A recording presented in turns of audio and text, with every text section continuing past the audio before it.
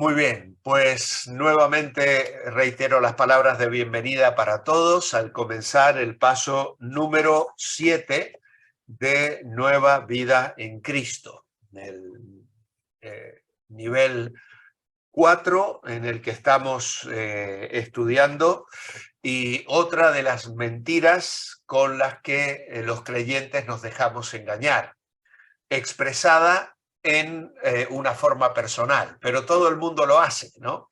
Y es un poco la racionalización que queremos hacer de situaciones de pecado que el enemigo nos presenta y en las cuales nos quiere arrastrar fuera de la voluntad de Dios para nuestras vidas. Así que para entrar en nuestro estudio hoy voy a compartir la pantalla como habitualmente lo hacemos y así podemos entonces iniciar este discipulado de Creciendo en la Gracia. El texto base de este devocional o de este estudio es Juan 8:31. Si vosotros permanecéis en mi palabra, seréis verdaderamente mis discípulos y conoceréis la verdad, y la verdad os hará libres. La mentira, pero todo el mundo lo hace. Y aquí tenemos un concepto tal vez muy latinoamericano, ¿no? El VAR. Tal vez en el contexto español esto no parece a veces ser algo tan nefasto, diríamos así. Más que bar, aquí se le llama cafetería. Se va mucho a la cafetería a tomar un café, a tomar un colacao, a compartir un rato. El bar tiene más la idea de un sitio donde se bebe alcohol y donde las personas van precisamente para confraternizar, pero en un sentido más bien pecaminoso y negativo, contar chistes desagradables, etcétera, etcétera, ¿no?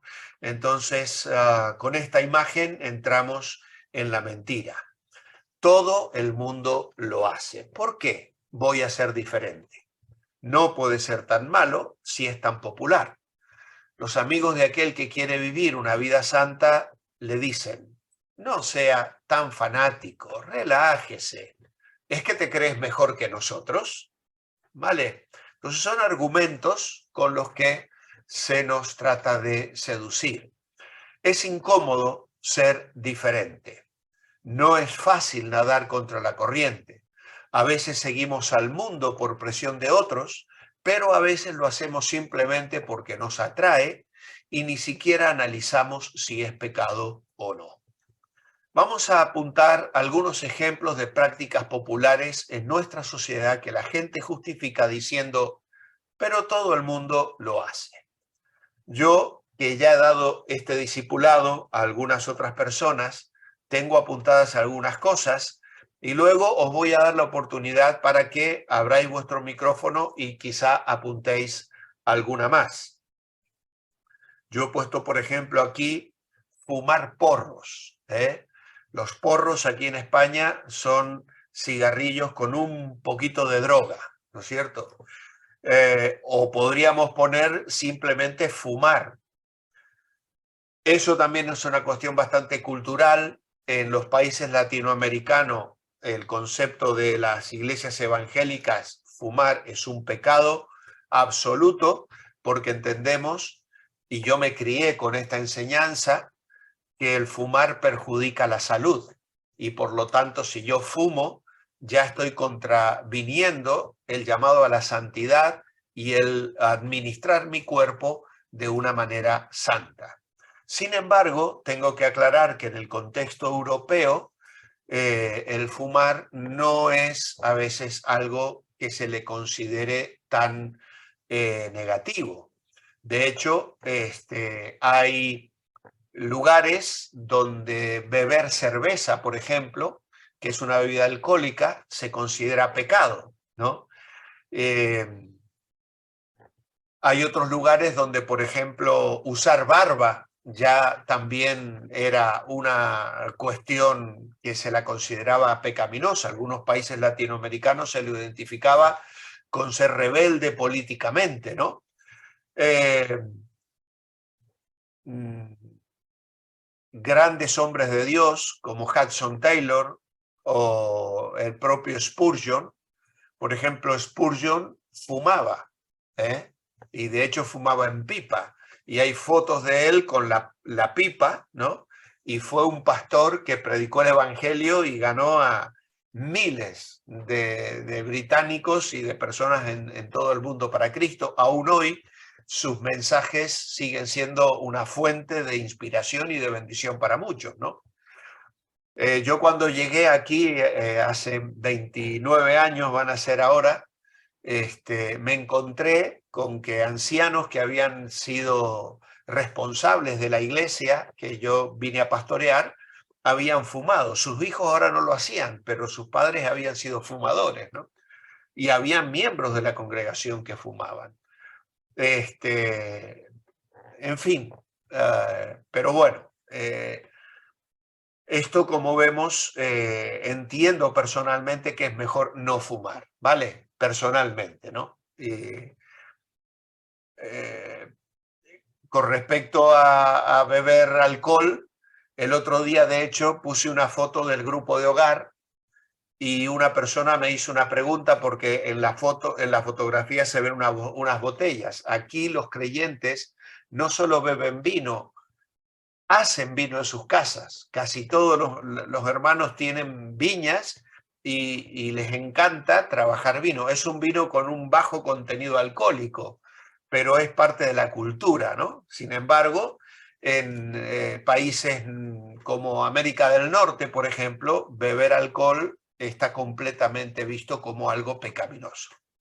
Bien, aquí tenemos otro tema, asistir a locales nocturnos, ¿no? Ir a lugares donde se baila, donde se bebe, donde a veces hay espectáculos también que pueden ser inmorales. Mirar pornografía, ¿no? Obviamente que es alimentar la mente con basura, ¿no? La pornografía es terrible, es inventado por Satanás, ¿no? Alguien dijo, Dios creó el sexo, Satanás creó la pornografía. Y este martes pasado he estado hablando sobre el tema de la sexualidad, de acuerdo a lo que la palabra de Dios nos dice ahí en 1 Tesalonicenses 4, ¿no?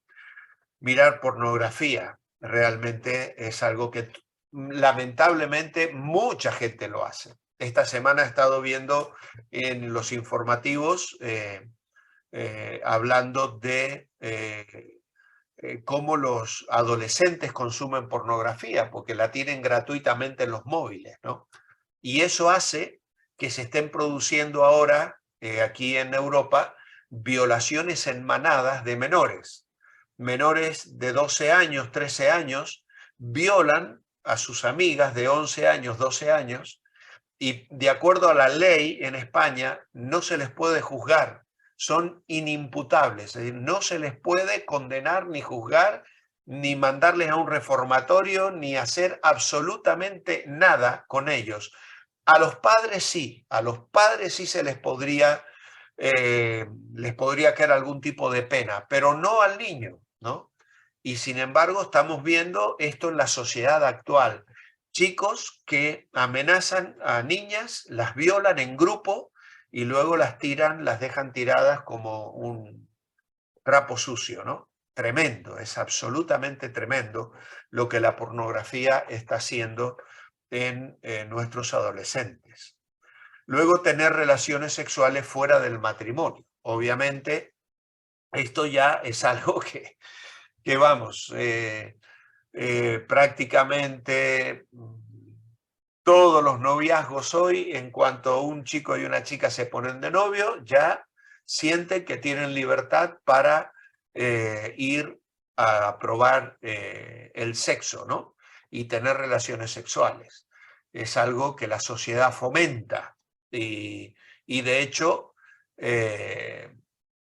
sé de personas que me cuentan de que parte de su familia lo ven como normal, que el hijo traiga a la novia y la lleve a dormir a su habitación. Y es algo que se considera ya admitido, ¿no?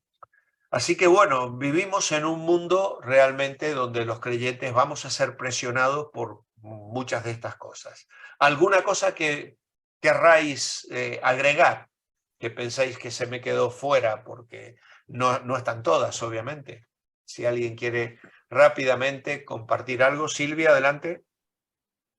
Pastor, el albañil que tengo ahorita allá en la casita, en el terreno, dice, todos roban, todos, diciéndole yo que hay albañiles que me han robado, dice, todos roban.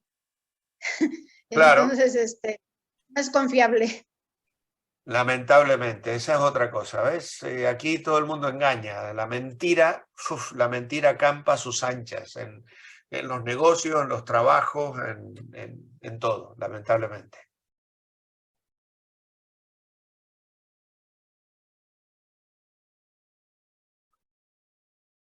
Bueno, pues vamos a avanzar porque vamos bastante tarde hoy. ¿Qué dice Romanos 12:2? Que contradice la mentira de está bien porque todos lo hacen. Romanos 12:2 dice, no os conforméis a este siglo, sino transformaos por medio de la renovación de vuestro entendimiento, para que comprobéis cuál sea la buena voluntad de Dios, agradable y perfecta. Así que la respuesta creo que es muy clara. No debemos imitar las conductas ni las costumbres de este mundo, es decir, la manera de vivir de la gente sin Dios. No os conforméis a este siglo, sino transformaos por medio de la renovación de vuestro entendimiento. Dios no nos ha llamado a conformarnos a este mundo, sino a ser transformados en personas diferentes. Si un amigo te reclama o se burla de ti por ser diferente, puedes responder, soy diferente. ¿Y qué? Sigo otro camino. Es decir, Dios tiene planes buenos, agradables y perfectos para los que somos sus hijos. Él quiere transformarnos en un pueblo con una mente renovada, vivos para honrarle y obedecerle. Y debido a que Él solo quiere lo mejor para nosotros, y por haber dado a su Hijo para que tengamos vida nueva, nosotros deberíamos ofrecernos con gozo a servirle, aunque implique un sacrificio, que es lo que dice el versículo anterior. Os ruego por las misericordias de Dios que presentéis vuestros cuerpos en sacrificio vivo. A veces el sacrificio es precisamente ir contra la corriente, que me critiquen mi familia, mis amigos, ¿no? Que se burlen de mí. Los cristianos tenemos este llamado, no os conforméis a este siglo. No hemos de estar conformes con la conducta y costumbres de este mundo, que por lo general son egocéntricas y a menudo corruptas. Muchos cristianos dicen sabiamente que la conducta cristiana se extralimita demasiado.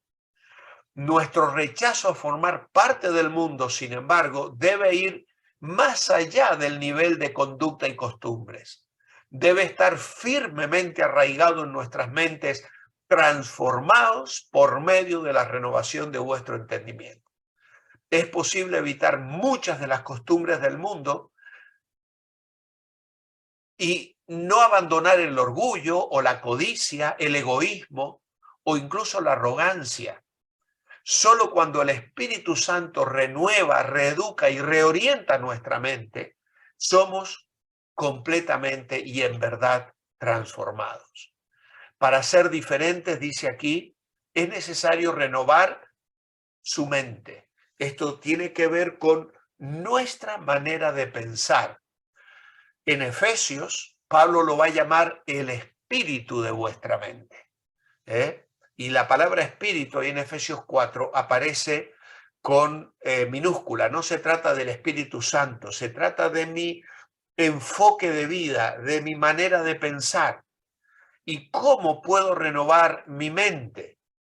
Pues conociendo la voluntad de Dios, la cual es buena, agradable y perfecta. Y esa voluntad de Dios la encontramos en la palabra de Dios. Una manera de transformar la forma de pensar es permitir que la verdad de la Biblia reemplace las mentiras que hayamos aprendido del diablo y del mundo a lo largo de toda nuestra vida. El Salmo 19:11 dice: en mi corazón he guardado tus dichos para no pecar contra ti. Por lo tanto, tenemos que reprogramar la mente para hacer luz en el mundo en lugar de ser partícipes del punto de vista del mundo. Precisamente por esto fue escrito este manual que estamos viendo, para que recibamos la ayuda necesaria para identificar esas mentiras y cambiarlas por la verdad. Cuando la Biblia nos dice transformaos, ahí en Romanos 12:2, la palabra griega que corresponde al término transformaos, ¿sabéis qué palabra es? Metamorfosis o metamorfosis, que es un cambio de la apariencia externa. Es lo que sucede con el gusano de seda cuando se envuelve en el capullo y queda colgadito de la rama, y luego comienza a romper la caparazón para salir de ahí una preciosa mariposa, ¿no? A eso se le llama metamorfosis o metamorfosis, ¿no? Y es un cambio de la apariencia externa. Mateo emplea esta palabra metamorfosis para describir la transfiguración del Señor en Mateo capítulo 17, versículo 2, cuando dice que el Señor se transfiguró delante de ellos. Así que como Cristo manifestó de forma breve y limitada esa naturaleza interior divina y su gloria en la transfiguración, los cristianos deberían manifestar a través de su conducta externa que su naturaleza interior ha sido redimida, lo cual no se traduce nada más que en un acto singular, sino en la actividad y en la práctica diaria. Y esta transformación, esta metamorfosis, dice, es la renovación de vuestro entendimiento. Es una clase de transformación que solo ocurre cuando el Espíritu Santo cambia nuestra manera de pensar mediante el estudio y la meditación constante de la palabra de Dios, de las Escrituras. Así que la mente renovada es una mente saturada y controlada por la palabra de Dios. Y volvemos a señalar el Salmo 119:1, Colosenses capítulo 1 y versículo 28, por ejemplo, donde dice Pablo: amonestamos a todo hombre, enseñamos a todo hombre en toda sabiduría, a fin de presentar perfecto en Cristo Jesús a todo hombre. Y Filipenses 4:8, por lo demás, hermanos, todo lo que es verdadero, todo lo que es honesto, todo lo justo, lo puro, lo amable, lo que es de buen nombre, en esto pensad. Es decir, la mente ocupada con pensamientos santos. Luego tenemos aquí Romanos 12:1. Romanos 12:1 nos habla de una manera de ser diferentes. Os ruego por las misericordias de Dios que presentéis vuestros cuerpos en sacrificio vivo. Presentar el cuerpo a Dios como un sacrificio vivo, esto es orar y entregar a Dios el uso de todos los miembros del cuerpo como instrumentos de la voluntad de Dios y diciéndole no a la voluntad del mundo. Por eso se nos invita a mirar aquí en la página 12 lo que era una entrega diaria. La página 12 contiene allí una oración que luego vosotros podéis mirar bajo el texto de Romanos 12:1. Es una oración muy bonita que no voy a leer ahora porque el tiempo avanza muy, muy rápido. Pero presentamos nuestro cuerpo en ese sacrificio vivo, santo, agradable a Dios, que ahora es en contraste a los sacrificios muertos del Antiguo Testamento. ¿Vale? Los sacrificios que Dios aceptaba eran animales que morían en el altar. Pero claro, como el sacrificio supremo lo llevó a cabo Cristo en la cruz del Calvario, ahora esos sacrificios del Antiguo Testamento carecen de efecto en absoluto. Ahora, el único culto aceptable de adoración es cuando yo me ofrezco por completo al Señor vivo, viviendo bajo el control de Dios. El cuerpo del creyente que todavía está en la lucha contra el pecado se presenta y se entrega a él como un instrumento de justicia. Y dice Pablo aquí que es vuestro culto racional. Capítulo 12, versículo 1 de Romanos. Y la palabra racional significa lógico. A la luz de todas las riquezas espirituales que disfruta el creyente, como fruto de las misericordias abundantes de Dios, la conclusión lógica es que ellos deben a Dios su servicio consagrado y la entrega total de la que habla la oración de la página 12. Cuando tú llegas a Romanos 12, es porque has leído Romanos 1, 2, 3, 4, 5, 6, 7, 8, hasta el capítulo 12. Así que cuando Pablo dice, así que hermanos, os ruego por las misericordias de Dios, estamos mirando la misericordia de Dios revelada en la salvación que Pablo la explica del capítulo 1 al capítulo 8 de Romanos. Luego la misericordia de Dios mostrada en su trato con Israel, capítulo 9, capítulo 10 y capítulo 11 de Romanos. Y esas misericordias y ese plan de Dios es tan maravilloso en esa obra salvífica que hace a través de su Hijo Jesucristo, moviendo al pueblo de Israel, llamando a Abraham, permitiendo que ese pueblo sea llevado cautivo, trayendo de la cautividad, como estamos estudiando en los devocionales ahora. ¿Para qué? Para que venga Cristo y Él obre nuestra redención. Como respuesta a todo eso, nosotros nos presentamos como sacrificio vivo, porque esa es la respuesta lógica, racional. Lo más inteligente que un creyente puede hacer es entregarse por completo en obediencia al Señor. Esa es la entrega de fe, la confianza plena de decir, Señor, voy a hacer lo que tú dices y lo que tú quieres en todos los ámbitos de mi vida. Me entrego a ti, Señor, en obediencia plena para hacer tu voluntad. A eso somos llamados absolutamente todos los hijos de Dios. Y quien no lo hace está cometiendo una locura. Está diciendo, Señor, yo voy a manejar mi vida. Yo voy a tomar mis propias decisiones. Y cuando tú dices yo, te estás poniendo a ti en el trono de tu corazón. Por lo tanto, el yo lo uso para entregarme plenamente a la voluntad de Dios y obedecerle en todo. Porque eso es lo inteligente, eso es lo sabio.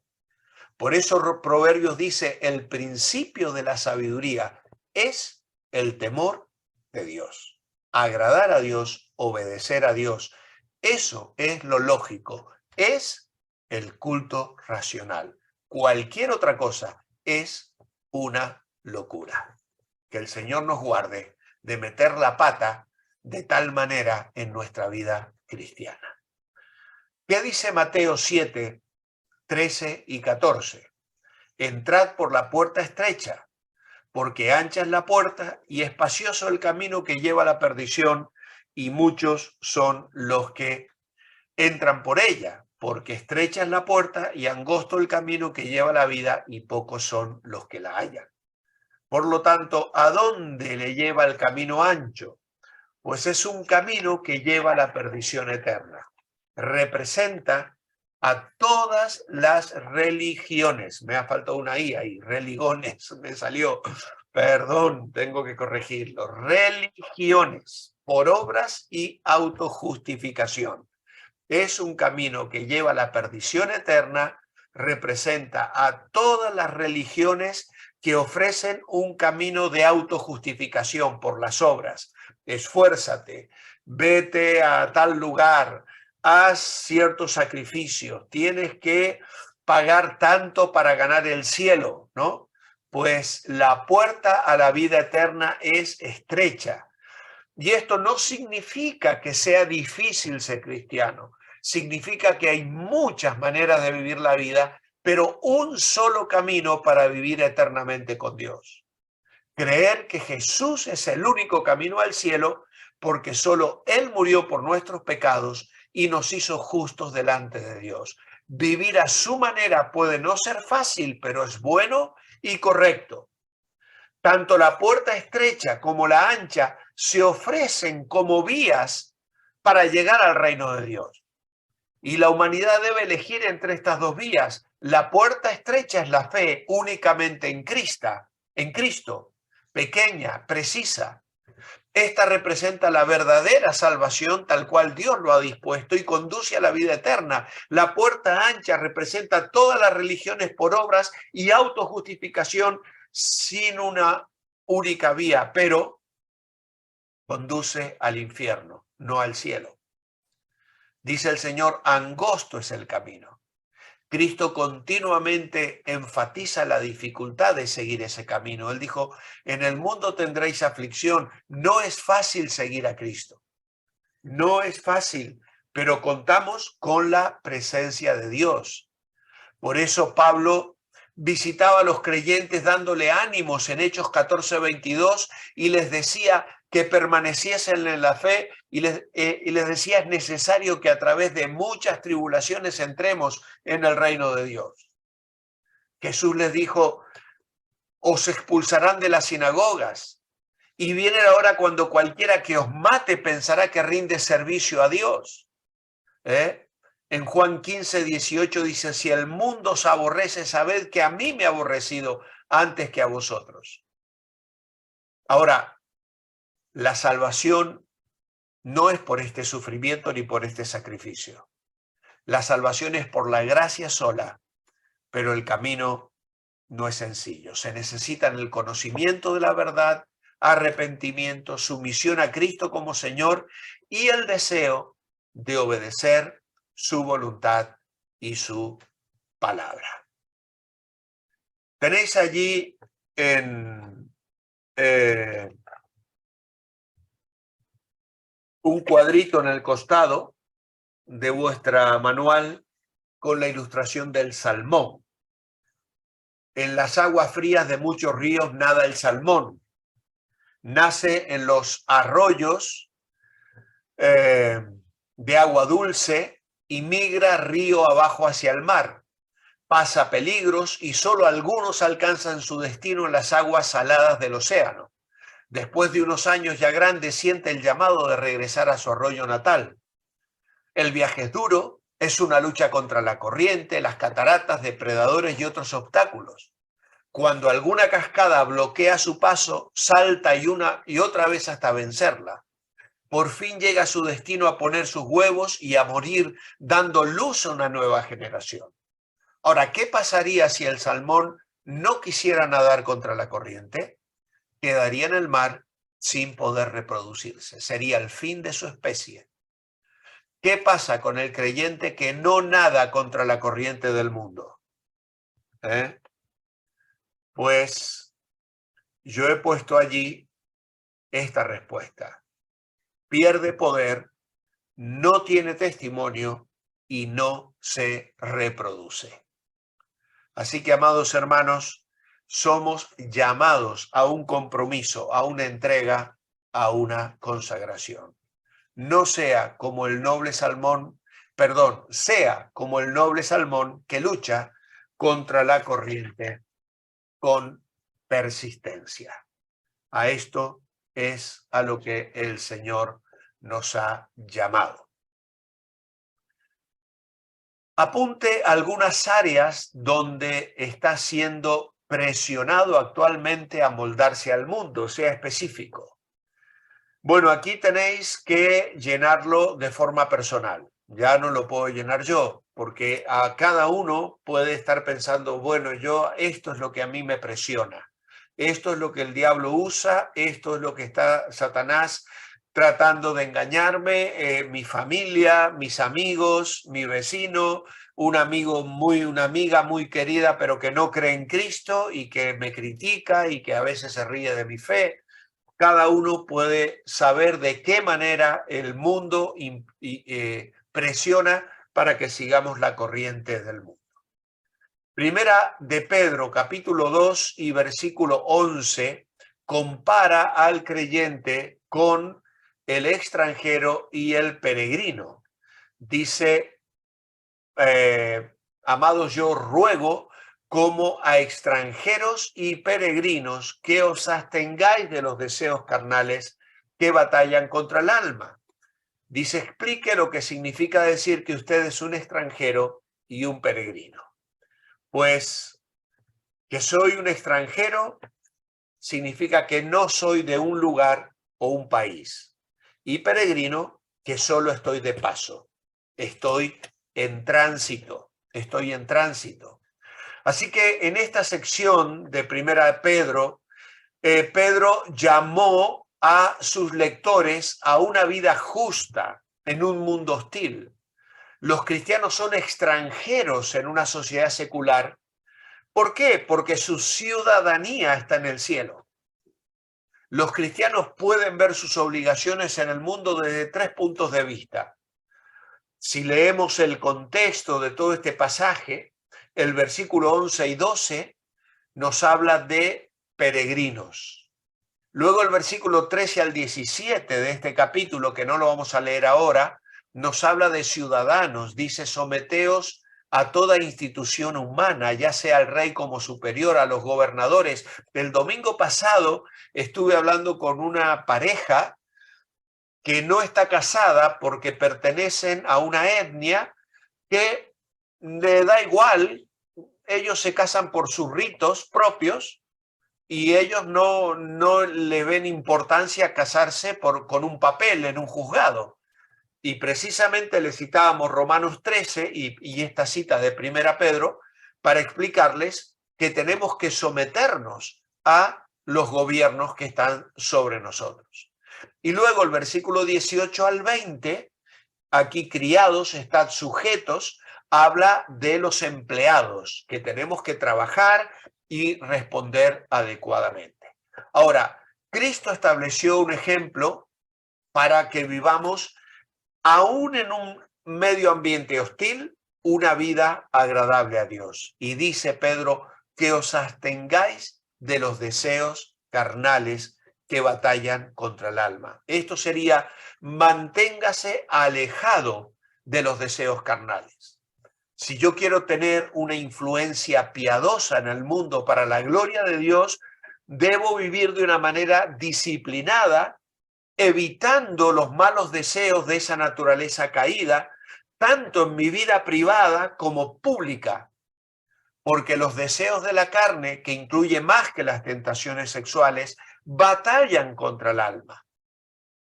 Por lo tanto, esto alude a una campaña militar que se libra en medio de una gran guerra espiritual. Los deseos carnales son personificados como un ejército de rebeldes o guerrilleros que buscan destruir por todos los medios el gozo, la paz y sobre todo la utilidad del cristiano. Un creyente que no vive en santidad, que no se consagra, que cae en el pecado, pierde poder espiritual y deja de reproducirse, de ganar a otros para Cristo. Por lo tanto, somos llamados a vivir como extranjeros y peregrinos en el mundo, porque nuestro verdadero hogar está en el cielo. Y el cielo no es una creencia de arpas y nubes rosadas, como vemos en los dibujitos que nos presentan por allí. El cielo es un lugar donde mora Dios. Y la vida en el cielo funciona de acuerdo a los principios y valores de Dios y es eterna e imperturbable. El cielo vino a la tierra simbolizado en el tabernáculo y luego en el templo, donde permanecía la presencia de Dios, y luego vino de una manera más plena y absoluta en la persona de Cristo. Cuando se le dijo a María, es Dios con vosotros, o Dios con nosotros, Emmanuel. El cielo impregnó todo el mundo cuando el Espíritu Santo luego vino a morar en el corazón de cada creyente. Por lo tanto, algún día después que Dios juzgue y destruya todo pecado, el reino de los cielos gobernará en toda la tierra. Y ese es el clamor de Juan, que vio ese día en el Apocalipsis cuando dijo, el tabernáculo de Dios con los hombres y Él morará con ellos y ellos serán su pueblo y Dios mismo estará con ellos como su Dios. Apocalipsis 21:3. Nuestra fidelidad debe ser a nuestra ciudadanía en los cielos, no a nuestra ciudadanía aquí, porque la tierra será destruida. Los gobiernos de este mundo van a ser juzgados, pero nuestra lealtad debe ser a la verdad de Dios, nuestra forma de vida dedicada a la santidad. Y por eso en el mundo nos vamos a sentir extranjeros y peregrinos, porque el mundo no quiere hacer caso de Dios. Por eso tenemos aquí este alto, pare, deténgase. Como cristiano, el creyente es diferente a los demás porque solo está de paso aquí en la tierra. Y ya hemos meditado en ese significado. ¿Cómo debe vivir? Alejado de los deseos de la carne. Abstenerse del mal no es opcional. Estos deseos combaten contra el alma como parásitos, chupando poco a poco la energía espiritual. ¿Por qué vivir bien? Porque el versículo 12 dice, manteniendo buena vuestra manera de vivir entre los gentiles, para que en lo que murmuran de vosotros como de malhechores, glorifiquen a Dios en el día de la visitación al considerar vuestras buenas obras. La palabra griega que se traduce buena manera de vivir, buena, se refiere a una conducta honorable, implica la bondad más pura, excelente y atrayente. Después de haber disciplinado su vida interior y privada, el cristiano debe vivir afuera entre los no cristianos de tal modo que refleje esa disciplina interior. Nos van a acusar, dice, como malhechores, y eso será un acto injusto, como lo fueron los primeros cristianos acusados de rebelión contra el gobierno. ¿Sabéis los cargos falsos que se dieron a los primeros cristianos? Se les acusó de terrorismo, culpados del incendio de Roma, de ateísmo, porque rechazaban a los ídolos y el culto al emperador, de canibalismo, porque decían que comían el cuerpo del Señor al tomar la Santa Cena. Se les acusó de inmoralidad por ver el amor que había entre los hermanos y el ósculo santo, el beso santo.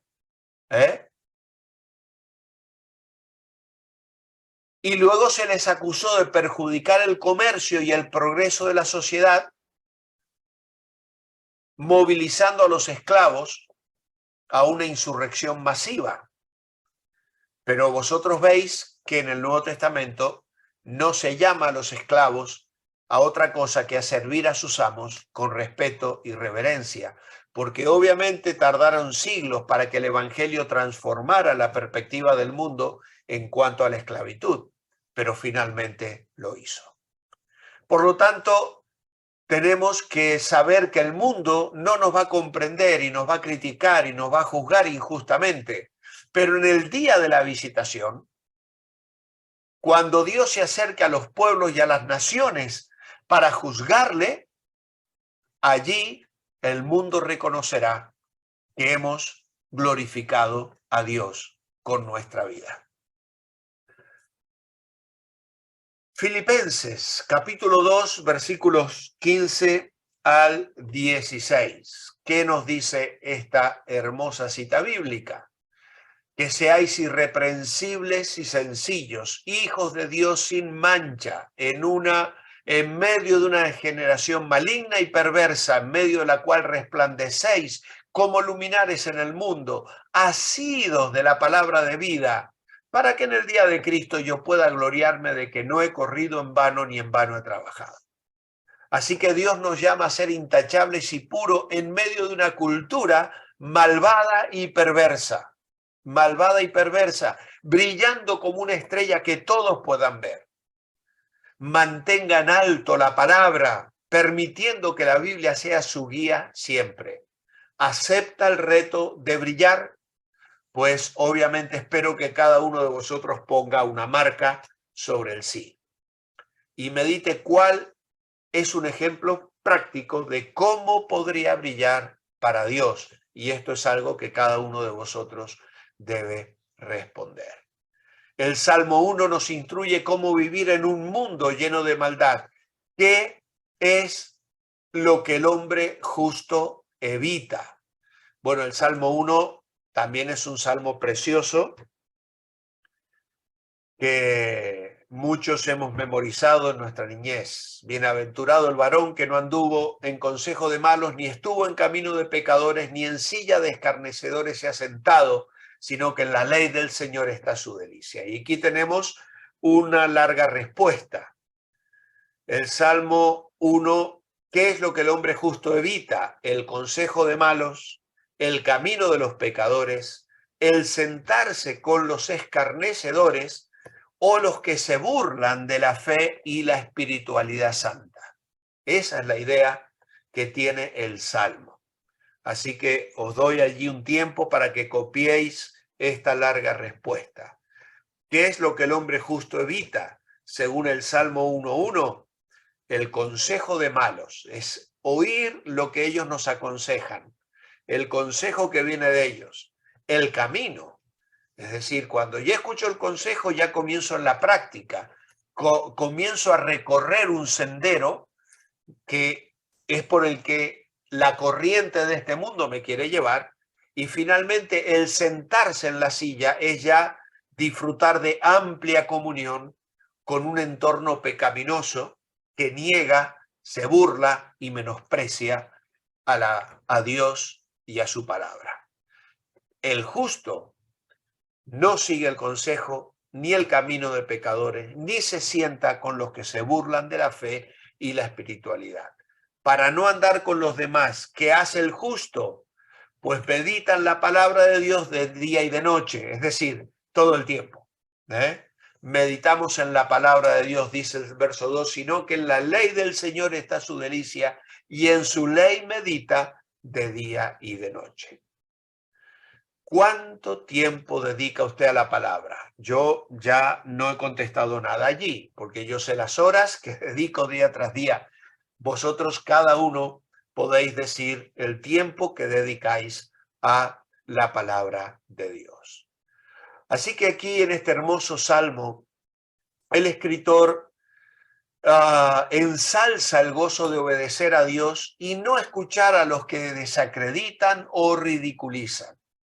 Nuestros amigos o socios pueden tener una influencia profunda en nosotros y a veces de forma muy sutil.